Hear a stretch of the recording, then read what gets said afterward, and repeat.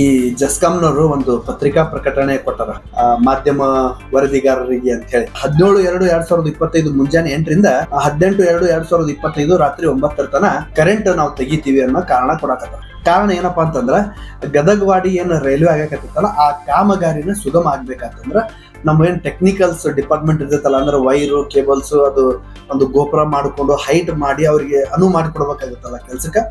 ಈ ವಿಚಾರವಾಗಿ ನಾವು ಒಂದು 36 ತಾಸು ಕರೆಂಟ್ ತೆಗಿತೀವಿ. ಇದಕ್ಕ ತಾಲೂಕಿನ ಎಲ್ಲಾ 220 ಕುಷ್ಟಗಿ 110 KV ತಾವರಗೆರೆ, ಹನುಮಸಾಗರ, ಹನುಮನಾಳ, ಹಿರೇಗೊಂಡನಗರ ಮತ್ತೆ 33 KV ಚಳಗೇರ, ಬಂಡ್ರಗಲ್, ದೋಟ್ಯಾಳು, ತಾವರಗೆರೆ ವಿದ್ಯುತ್ ಕೇಂದ್ರಗಳ ವ್ಯಾಪ್ತಿಗೆ ಬರೋ ಪ್ರತಿಯೊಂದು ಕೃಷಿ ನೀರಾವರಿ ಪಂಪ್ ಸೆಟ್ಗಳಿಗೆ ನಿರಂತರ ವಿದ್ಯುತ್ ಸರಬರಾಜು ಮಾಡಲು ತಾಂತ್ರಿಕ ತೊಂದರೆಯಾಗುವ ಕಾರಣ 36 ಗಂಟೆಗಳ ಕಾಲ ವಿದ್ಯುತ್ ಸರಬರಾಜಿನಲ್ಲಿ ವ್ಯತ್ಯಯ ಮತ್ತು ಸಮಯ ಬದಲಾವಣೆ ಸಂಭವಿಸುತ್ತದೆ ಅನ್ನೋ ಮಾತು ಹೇಳಕತ್ತಾರ.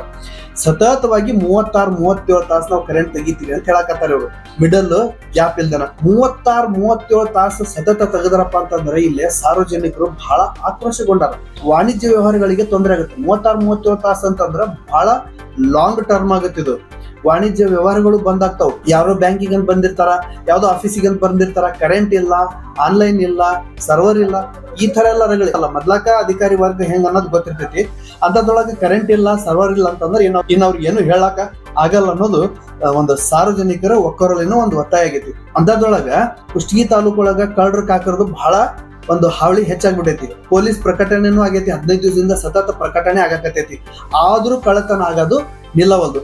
ಮತ್ತೆ ಈ ಹುಡುಗರು ಏನು ಶಾಲಿ ಓದಿದವ್ರು ಅದರಲ್ಲ, ಈ CETಗೆ ಪ್ರಿಪರೇಷನ್ ತಗೊಳ್ಳೋ ಸಲುವಾಗಿ ಏನದು ಆನ್ಲೈನ್ ಅರ್ಜಿ ಹಾಕ್ತಾರಲ್ಲ, ಈ ಆನ್ಲೈನ್ ಅರ್ಜಿ ಹಾಕೋದ್ರಿಂದ 36 ತಾಸು ಕರೆಂಟ್ ಇರ್ಲಿಲ್ಲ ಅಂದ್ರ ಕೆಲಸ ಆಗಂಗಿಲ್ಲ. ಆಗ್ಲಿಲ್ಲ ಅಂದ್ರ ಆಮೇಲೆ ಏನಾಗುತ್ತೆ, ಸರ್ವರ್ ಡೌನ್ ಆಗ್ಬಿಡ್ತೈತಿ.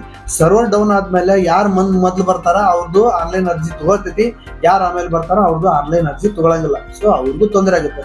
ಇನ್ನ ಇದ ಸಮೀಪರೊಳಗ ಹುಡುಗರ್ದು ಎಕ್ಸಾಮ್ ಬರಾಕತ್ತಾವ, 9th 10th first year second year. ಇಂಥವ್ರಿಗೆ ಓದ್ಕೊಳಕ್ ಅಂತ ಹೇಳಿ ಶಾಲೆಯವರು ರಜೆ ಕೊಟ್ಟಿರ್ತಾರೆ, ಟೈಮ್ ಕೊಟ್ಟಿರ್ತಾರ ಅವ್ರಿಗೆ ಓದ್ಕೊಳಕ್ ಅಂತ ಹೇಳಿ. ಅಂಥದ್ರೊಳಗೆ ಕರೆಂಟ್ ಇಲ್ಲ ಅಂತಂದ್ರೆ ಎಷ್ಟರ ಮಟ್ಟಿಗೆ ತ್ರಾಸ ಆಗುತ್ತೆ. ವಾಣಿಜ್ಯ ವ್ಯವಹಾರ ನಿಲ್ತೈತಿ.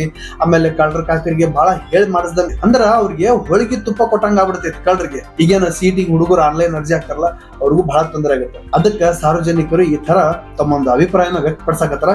ಇದಕ್ಕ ಸ್ಥಳೀಯ ಶಾಸಕರಾಗ್ಬೋದು ಅಥವಾ ಏನು ಜಸ್ಕಾಂ AWR ಅದರ ಇವರು ಸಾರ್ವಜನಿಕರ ಸಹಕಾರ ಜೊತೆಗೆ ಹೋಗ್ಬೇಕು. ಅವರು ಕೂಡ ಸಹಕಾರ ಮಾಡಬೇಕು, ಸಾರ್ವಜನಿಕರು ಸಹಕಾರ ಮಾಡಬೇಕು.